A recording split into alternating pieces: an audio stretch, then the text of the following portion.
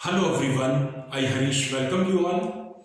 जब भी हम किसी से इंग्लिश में बात करते हैं या कुछ रीड कर रहे होते हैं, कुछ पढ़ रहे होते हैं, तो कुछ ऐसे वर्ड्स उसमें आ जाते हैं जिनको हम सही से समझ नहीं पाते और हम कंफ्यूज हो जाते हैं। तो दरअसल इंग्लिश में बहुत सारे ऐसे वर्ड्स हैं जिनका एक से ज्यादा हिंदी अर्थ निकलता है, यानी एक से ज्यादा हिंदी के मीनिंग है, जिस वजह से हम थोड़ा सा चकमा खा जाते हैं उसका सही अर्थ समझने में और पूरे सेंटेंस को सही तरीके से समझने में हम थोड़ी सी गलती कर बैठते हैं।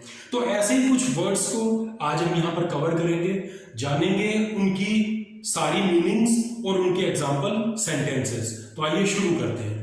पहला वर्ड है राइट, RIGHT, राइट। हम सभी जानते हैं इसको। आइए देख लेते हैं इसके कितने मीनिंग होते हैं और उनके एग्जाम्पल्स। राइट का पहला अर्थ होता है अधिकार और इसका एग्जाम्पल सेंटेंस है you have right to live here. तुम्हें यहां रहने का अधिकार है। राइट का पहला अर्थ हुआ अधिकार और you have right to live here, ये इसका एग्जाम्पल सेंटेंस है जिसका हिंदी में अर्थ निकलता है तुम्हें यहां रहने का अधिकार है। राइट का अगला मीनिंग है दाएं, यानी किसी चीज का दाएं होना। एग्जाम्पल है the bank is on my right, bank मेरे दाईं ओर है, बैंक मेरे दाईं ओर है।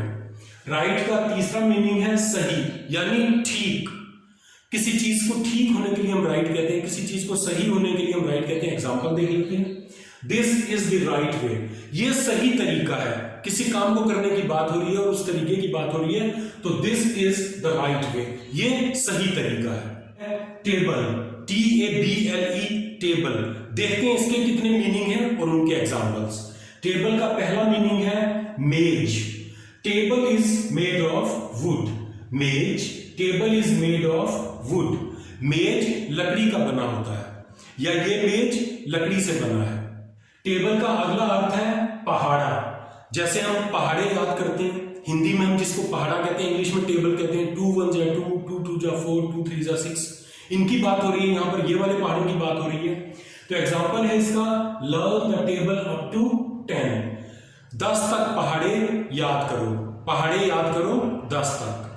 टेबल का अगला मीनिंग है सूची, किसी सूची की बात हो रही है, किसी लिस्ट की बात हो रही है। तो टेबल का अर्थ सूची और इसका एग्जांपल है your name was note in that table, तुम्हारा नाम उस सूची में नहीं था। Your name was not in that table, तुम्हारा नाम उस सूची में नहीं था। अगला वर्ड है सेकंड, SECOND, इसकी स्पेलिंग है और इसका पहला अर्थ है मिनट का 60वां भाग। 1 मिनट का 60वां भाग सेकंड कहलाता है और इसका एग्जांपल है I will leave in 10 seconds, मैं 10 सेकेंड में यहां से निकल जाऊंगा, मैं 10 सेकेंड में यहां से निकलूंगा। निकलने के लिए हम लीव को यूज करते हैं, लीव का मतलब होता है निकलना, तो I will leave in 10 seconds.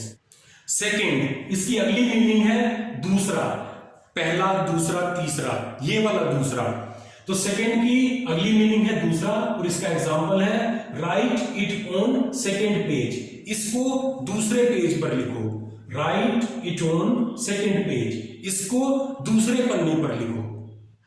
Next word है बैंक, जिसका मतलब है किनारा। I will meet you on the river bank, मैं तुम्हें नदी के किनारे मिलूंगा। बैंक, इसका एक मतलब है किनारा और example I will meet you on the river bank, मैं तुम्हें नदी के किनारे मिलूंगा। बैंक का दूसरा अर्थ है वित्तीय संस्थान। हम हिंदी में भी उसको बैंक ही कहते हैं, लेकिन ये वित्तीय संस्थान होता है जहां पर पैसे जमा करे और निकाले जाते हैं, तो वो वाले बैंक की बात हो रही है और इसका एग्जांपल है she works in A bank, वह एक बैंक में काम करती है, वह एक बैंक में काम करती है। अगला वर्ड है एंड, END, एंड, बहुत पॉपुलर है ये। एंड, इसका अर्थ भी हम जानते हैं समाप्त और इसका एग्जांपल है that's the end of this story, यहीं पर ये कहानी समाप्त होती है, यहीं पर ये कहानी समाप्त होती है।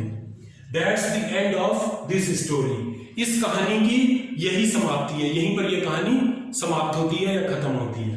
एंड का दूसरा अर्थ है छोर या सिरा, ये बीच में स्लैश लगा है जिसका मतलब होता है या। छोर या सिरा, एंड का दूसरा मतलब है छोर या सिरा क्या, जैसे ये पेन है, इसके दो छोर या सिरे हैं, एक और दो, ये दो एंड, फर्स्ट एंड और सेकेंड एंड, तो ये छोर या सिरा कहलाते हैं। और इसका एग्जांपल है hold it from the other and, इसको दूसरे सिरे से पकड़ो या इसको दूसरे छोर से पकड़ो। अगला वर्ड है टिप, TIP टिप, जिसका पहला अर्थ है सलाह। हमें किसी से कोई सलाह या मशवरा लेना होता है तो उनसे कहते हैं हमें कोई टिप दीजिए, ये वो वाली सलाह है और वो वाला टिप है।